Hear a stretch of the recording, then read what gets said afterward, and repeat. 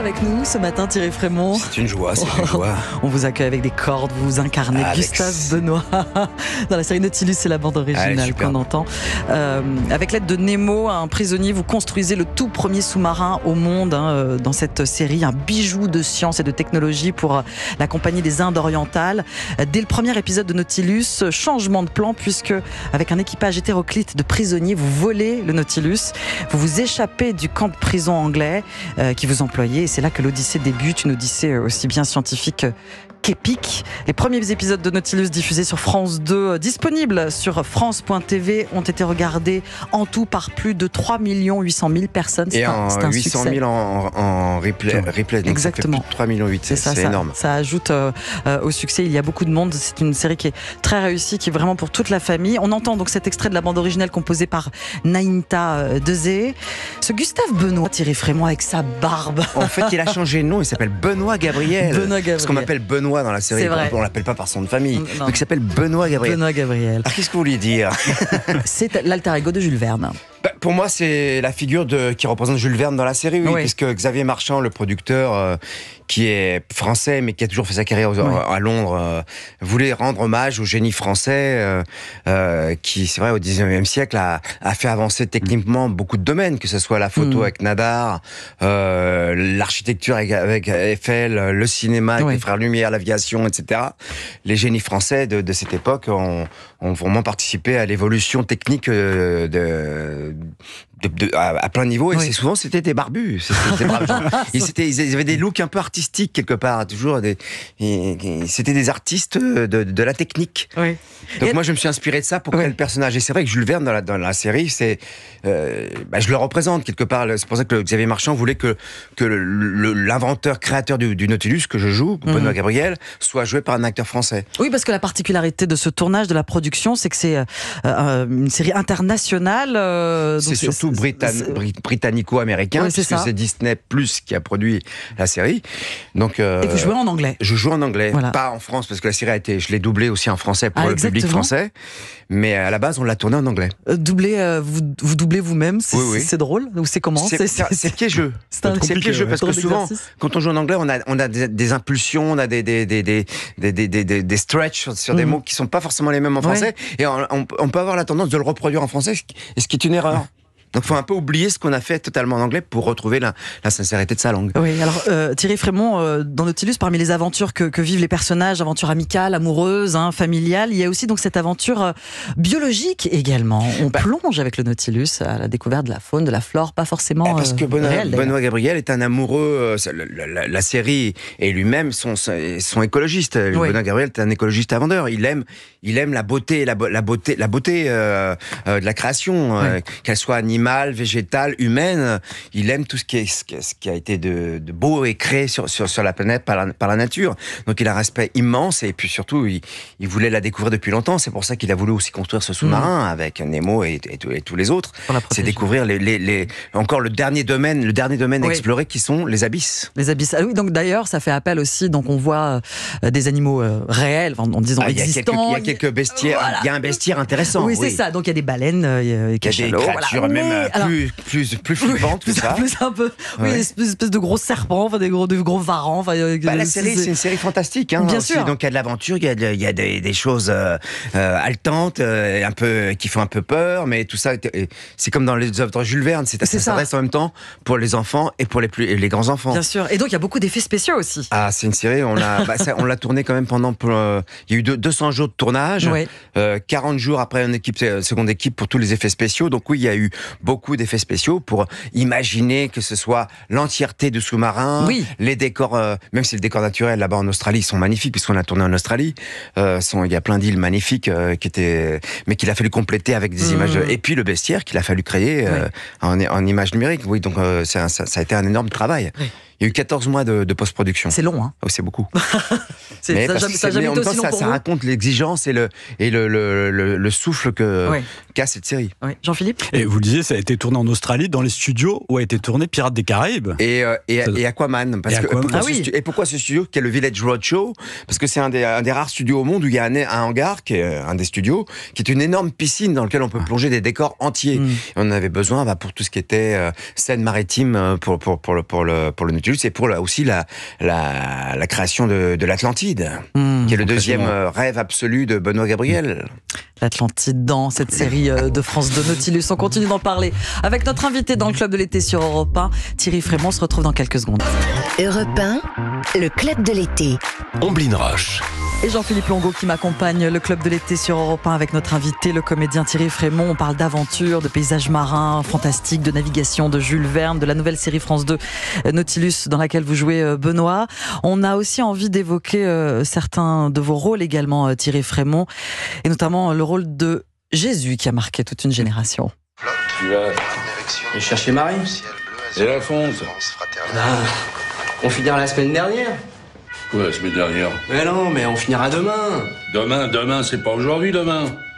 Si je remettais tout à demain, ce sera le bordel, ici. Ah, ça c'est sûr que vu de ton gros fauteuil pourri, là, le Ricard, ça fond plus vite que la ferraille, Pour que ça fonde, t'as qu'à te bouger l'oignon.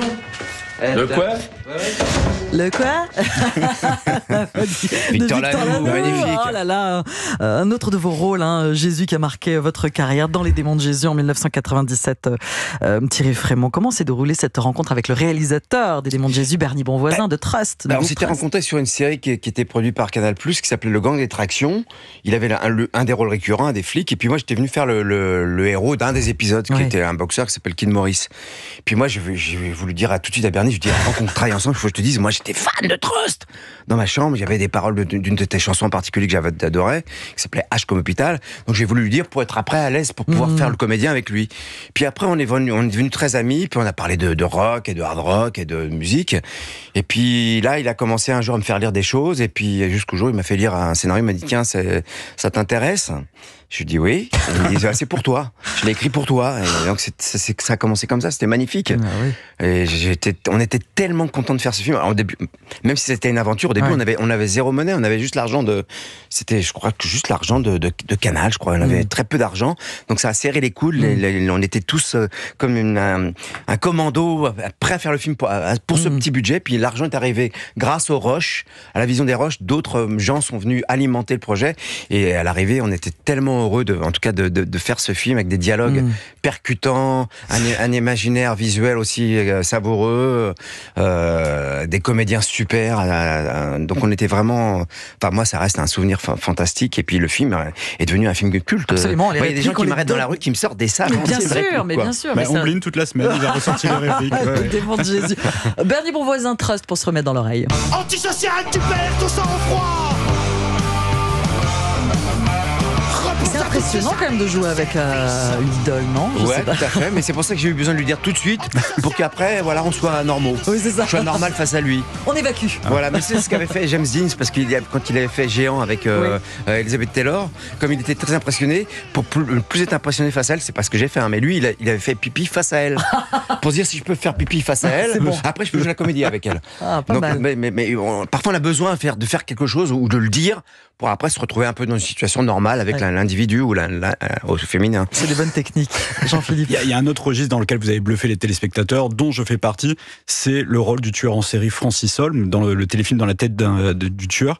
Comment on se prépare à ce genre de rôle? Il faut du temps déjà, parce que c'est vrai que moi il y avait déjà une appréhension, il fallait le préparer physiquement, il fallait je trouve le moyen de me rapprocher physiquement le plus près possible de lui, parce que c'est vrai qu'il a marqué aussi le public par son physique particulier. Et puis après j'ai eu la chance d'être épaulé par le profiler qu'il a arrêté, qui s'appelle Jean-François Abgral, qui est un super mec, et puis un super profiler qui travaillait pour la gendarmerie à l'époque et qui m'a donné beaucoup de son temps pour aider à préparer le personnage. C'est-à-dire que Jean-François, je l'appelais, il venait de Rennes, il prenait la voiture, il venait chez moi, je lui jouais les scènes, il me disait non, ça tu peux pas le faire parce qu'il réagit pas comme ça, Francis.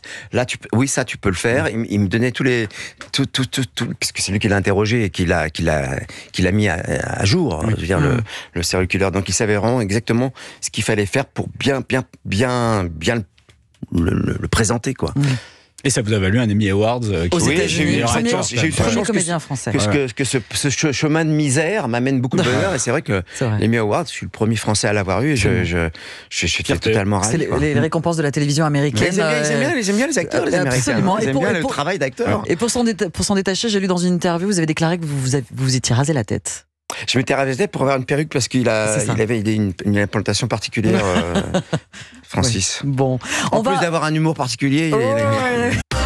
Europe 1, le club de l'été. Omblin Roche. Acteur sur grand écran et petit écran aussi, Thierry Frémont, mais aussi vous êtes à l'affiche de la pièce Le Repas des Fauves, les planches donc qui s'apprêtent à partir en tournée dans toute la France dès janvier 2025. C'est un huis clos, Le Repas des Fauves, un dîner d'amis sous l'occupation allemande pendant la Seconde Guerre mondiale. L'ambiance devient elle devient pesante lorsqu'un SS est assassiné en bas de l'immeuble. En guise de représailles, la bande d'amis va avoir quelques heures seulement pour choisir 2 otages parmi eux. Vous incarnez des personnages lambda, ordinaires, confrontés à des questions humaines très difficiles.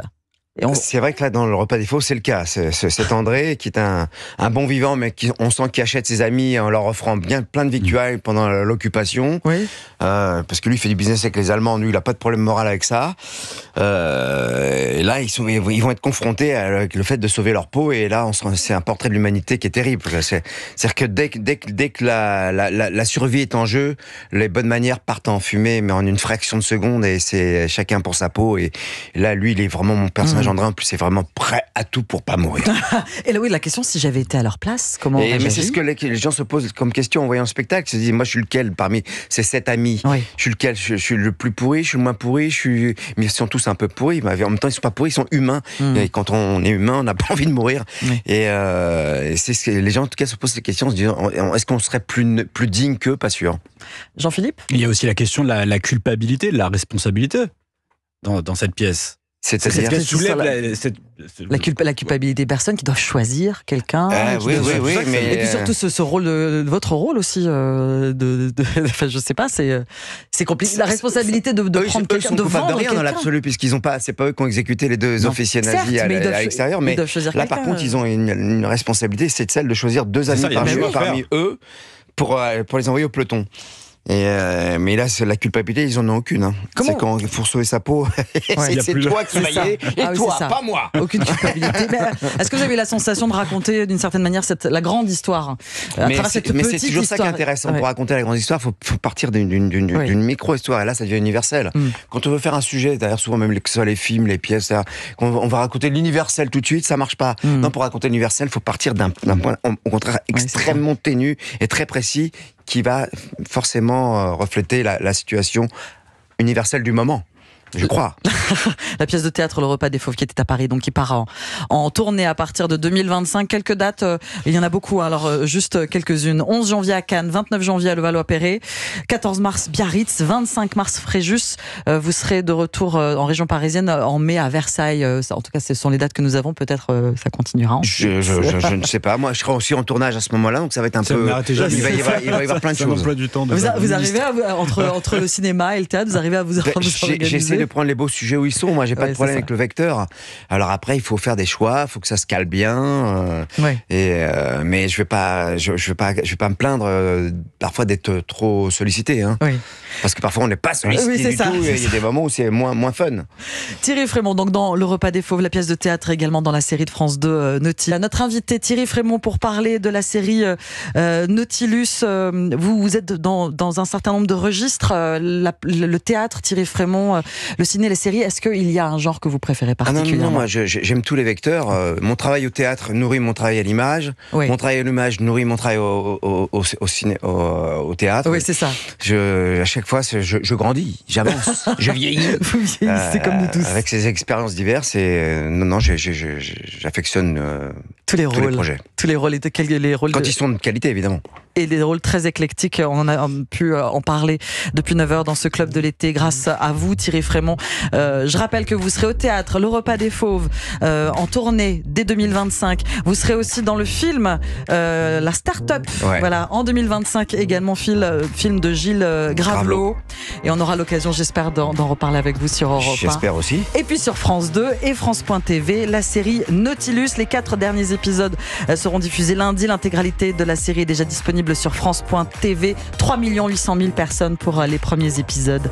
C'est un beau succès, Nautilus. Merci beaucoup, Thierry Frémont, d'avoir été avec nous sur Europe 1. C'est une série que j'adore et qui Et qui marche. Et qui marche. À la télé. Et qui fonctionne, et qui fonctionne pour tous les publics surtout. C'est vraiment un plaisir de regarder Nautilus et c'est un plaisir de vous recevoir. Merci à vous. Sur Europe 1.